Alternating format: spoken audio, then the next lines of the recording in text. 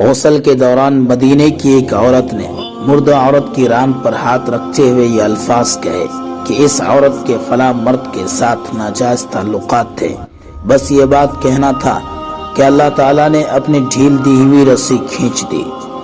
اس عورت کا انتقال مدینے کی ایک بستی میں ہوا تھا، اور غسل کے دوران جو ہی غسل دینے والی عورت نے یہ بات کہی تو اس کا ہاتھ میت کی ران کے ساتھ چپک گیا۔ چپکنے کی قوت اس قدر تھی کہ وہ عورت اپنا ہاتھ کھینچتی تو میت گھسیٹتی تھی، مگر ہاتھ نہ چھوٹتا تھا۔ جنازے کا وقت قریب آ رہا تھا، اس کا ہاتھ میت کے ساتھ چپک چکا تھا اور بے حد کوشش کے باوجود جدا نہیں ہو رہا تھا۔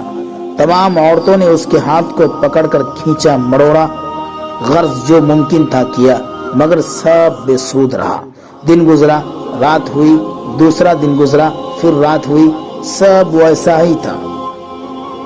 میت سے بدبو آنے لگی اور اس کے پاس ٹھہرنا بیٹھنا مشکل ہو گیا۔ مولوی صاحبان، قاری صاحبان اور تمام اسلامی طبقے سے مشاورت کے بعد طے ہوا کہ غسال عورت کا ہاتھ کاٹ کر جدا کیا جائے اور میت کو اس کے ہاتھ سمیت دفنا دیا جائے، مگر اس فیصلے کو غسال عورت اور اس کے خاندان نے یہ کہہ کر رد کر دیا کہ ہم اپنے خاندان کی عورت کو معذور نہیں کر سکتے، لہذا ہمیں یہ فیصلہ قبول نہیں۔ دوسری صورت یہ بتائی گئی کہ میت کے جسم کا وہ حصہ کاٹ دیا جائے اور ہاتھ کو آزاد کر کے میت دفنا دی جائے، مگر یہ بھی بے سود۔ اس بار میت کے خاندان نے اعتراض اٹھایا کہ ہم اپنی میت کی یہ توہین کرنے سے بہرحال قاصر ہیں۔ اس دور میں امام مالک قاضی تھے۔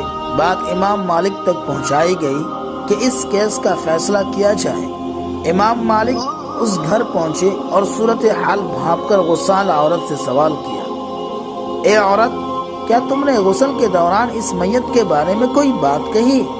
غسال عورت نے سارا قصہ امام مالک کو سنایا اور بتایا کہ اس نے غسل کے دوران باقی عورتوں کو کہا کہ اس عورت کے فلاں مرد کے ساتھ ناجائز تعلقات تھے۔ امام مالک نے سوال کیا، کیا تمہارے پاس اس الزام کو ثابت کرنے کے لیے گواہ موجود ہیں؟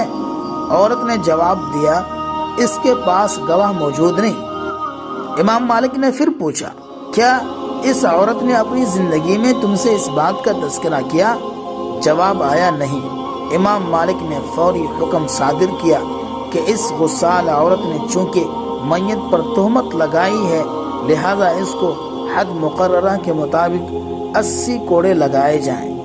حکم کی تعمیل کی گئی اور 70 بھی نہیں، 75 بھی نہیں، 79 بھی نہیں، بلکہ پورے کے پورے 80 کوڑے مارنے کے بعد اس عورت کا ہاتھ میت سے الگ ہوا۔